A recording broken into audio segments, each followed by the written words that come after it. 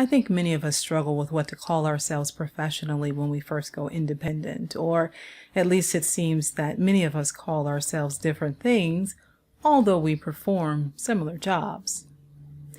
I think some of that ambiguity comes from not knowing the long-term implications of calling yourself a CEO versus a consultant versus instructional designer. There are SEO considerations, of course, and you do want potential clients to know what you do, all that you do, but sometimes I think that confusion goes a little bit deeper than that and has to do with perhaps your reluctance to actually see yourself in what you've created as a business. So here's some news. After you've started taking clients, you are already a business. This is not a debate. If you're unsure, feel free to ask the IRS and they'll clear up any confusion. So this is not about becoming a business. This is about stepping into the business you already are. It's about owning the reality of how the world already sees you and taking control of that narrative. There are many consequences to not stepping up and embracing this new reality. I'll divide them into 3 areas: your government, your identity, and your sustainability.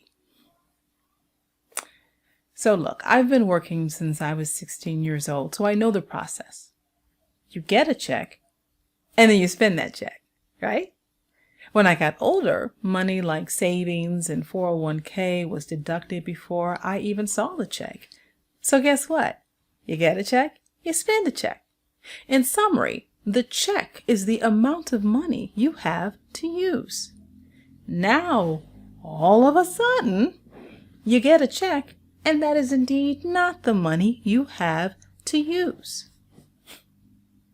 Intellectually, you know this. But at first, you may play a little fast and loose with the government's money.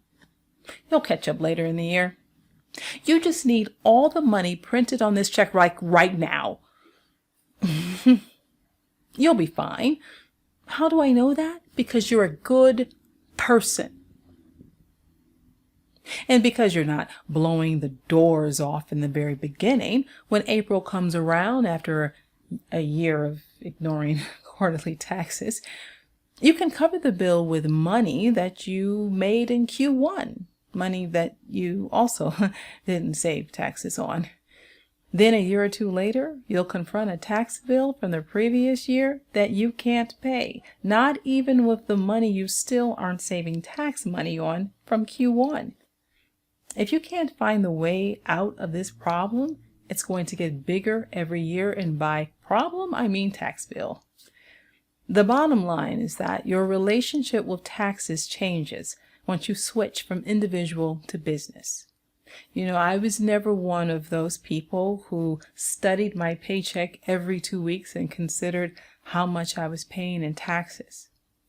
As an employee, taxes were just an annoying friend of a friend I heard about every April. Now that I have a business, we're roommates. So you pay your quarterly taxes. What are you going to do, right? Second is your identity. How you position yourself in the marketplace matters, but how you position yourself in the room also matters. Respecting my business helps me influence how people see me and how they treat me, especially when I meet with executives within my clients' organizations. When I meet with a CEO, I think, you're not going to believe this, I am also a CEO. When I meet with the VP of HR, I think, I'm also the VP of HR. When I meet with the CFO, I go, I have a CFO reporting to me. I mean, her name is Hadia, but still. And don't even talk about the CIO. I am the IT department. What I'm saying is, if you downplay all the roles you're playing to keep your business afloat, everyone else will too. Eventually, it should become less of a matter of you taking a seat at the table and more of recognizing that you have your own table. I mean, it's a little smaller, but it still holds stuff. Finally, there's your sustainability. When I started my business, I was like, well, I guess we'll just see how long we can do this. So my plan for sustainability was basically running out the clock by just seeing what happens. I soon learned that that's probably not how other businesses do it, right? You need a plan for remaining in business over time and swerving the threats that may come your way. And life still happens, just like it did when you were a salaried employee. But now you need to finance your own personal time, your own vacation time, and your own sick days. So, is your business sustainable? If so, for how long? Only you can answer those questions, but you need to ask them early and often. All I can say is if you don't make money unless your fingers are moving, it may not be sustainable for as long as you think it will be. So, take your business seriously, because this is serious business. Oh, I see what I did there.